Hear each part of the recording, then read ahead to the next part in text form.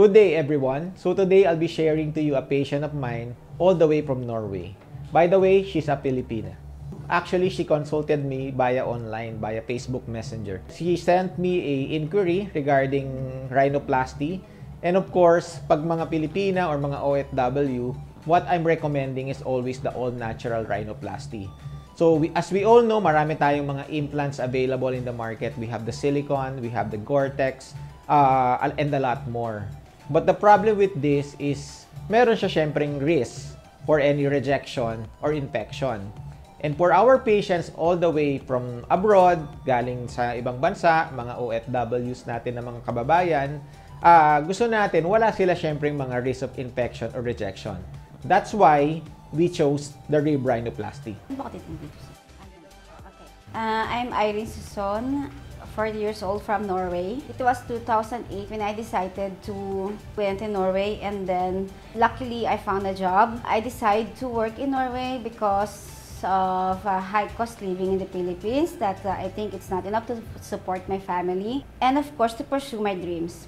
When I went to Norway, unang-una is yung culture differences, language barrier, and yung climate and homesickness. I tried hard na makapaghanap agad ng trabaho after 6 months because I have to learn the language first before you can work in Norway.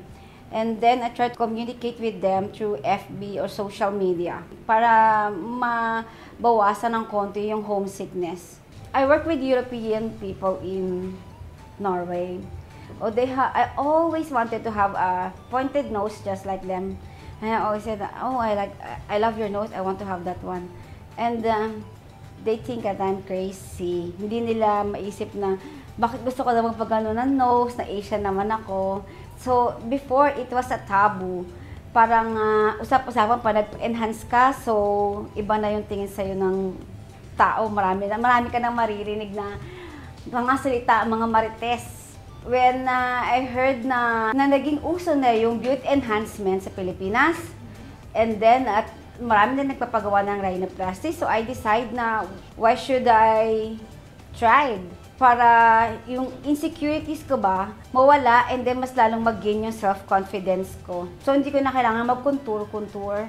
As a human being, meron pa rin tayong mga insecurities sa katawan natin. And syempre, I always like to post pictures in social media. May mga insecurities ako, like yung nose ko, because I'm working with the European people.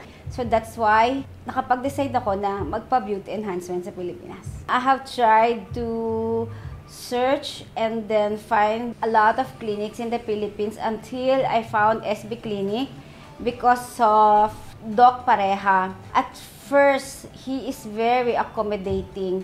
He's the only one who always try to explain everything na maigi kung ano talaga yung dapat gawin sa sarili mo. Sa mga OFW na katulad ko, work hard and then paggawa later. Isipin din natin, we have self-love. So that's why I decided to have an operation because I love myself and I want to enhance myself. So for all the preparations for this rhinoplasty procedure, of course, binibigyan namin ng instructions yung mga patients natin coming from abroad. Number 1, yung timeline nila. Gaano ba katagal sila sa Pilipinas? Number 2, what are the preparations? What are the laboratory tests that they need? So of course, we would send them the laboratory request that they need, and dapat ito mapagawa in less than a month time. And then after that, of course, gagawa tayo ng consultation. Whether it be online or syempre mas preferred natin is the face-to-face or physical consultation. In that way, we can discuss what is the need and what is the requirement, and of course, what is the ideal goal of the patient when it comes to rhinoplasty procedure. As we all know, this is all unique and this is personalized. So, bawat pasyente, iba-iba ang gusto nila. Bawat pasyente, iba-iba din ang bagay sa kanila. And that's why we choose the rib rhinoplasty. In that way, we can produce aesthetic, unique result. Before and after rhinoplasty or even all rhinoplasty procedures that we do inside the SB clinic, I can guarantee that there will be no pain at all. Okay? So after all the many patients, after all the many rhinoplasty procedures that we have done inside our clinic, we have already formulated and we have perfected, I can say, what are the medications that you would need before, during, and even after your surgery para magawa natin na itong mga procedure na to would be painless as much as possible. So don't worry about the pain kasi kami na pong bahala doon. So to all our patients who want to avail or who want to do the rhinoplasty procedure inside our clinic, ang parating question nila sa akin is, number one, is it safe? Okay? So yes, it is very safe. The rib rhinoplasty is the safest form of rhinoplasty, which is actually, this is the gold standard abroad. And why we don't do it as a gold standard here in the Philippines. Number one, you don't have any risk of infection, foreign body reaction, and of course, yung mga rejection na tinatawag natin. Because with all the foreign body material that we are using inside the nose, whether it be Gore-Tex or silicone, once you get infected, this is a medical emergency. So especially when you are working or staying abroad, the problem is when you become infected, kailangan tanggalin natin yung implant. And in that way, if you are staying abroad or working abroad, number one, you have to come in the Philippines as soon as possible or you need to have it removed abroad. So medyo mas expensive, medyo mas hassle. Unlike sa rib rhinoplasty, you don't have that risk anymore. And the rib rhinoplasty can last a lifetime. Okay? So wala tayong sinasabi like after 5 years, after 10 years, you have to remove it, you have to improve it. No, wala siyang ganon. And second, can it bring natural aesthetic result? Yes, it can. Because the rib rhinoplasty procedure, marami tayong mga raw materials that we can use inside the nose. In that way, these raw materials can deliver perfect aesthetic result. So kung gusto natin medyo mas pointed, gusto natin medyo mas mataas, and if you want a longer nose, pwede natin siyang gawin all with the rib rhinoplasty. And of course, with our experience when it comes to rib rhinoplasties, with many cases that we want to do or we are doing the rib rhinoplasty procedures, I can say we are confident enough that we can give you an excellent aesthetic result. So this campaign of ours, actually we did it in one reason, because we want to value the dedication of our patients na mga OFWs.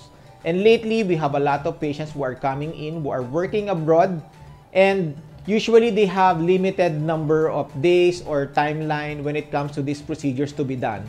Because usually, the reason why they are doing this here in the Philippines, aside from having a procedure, they also want to value to spend time with their family, with their loved ones. And that's why the SB Clinic, actually, we have invested in a lot of science, a lot of technology, a lot of experience on how we can reduce the downtime para at least after your procedure or even after or before your procedure, you can still spend time with your family. And of course, the dedications nila. So we salute all OFWs inside our clinic and we value them. And of course, we treat them as our VVIPs. We make it happen.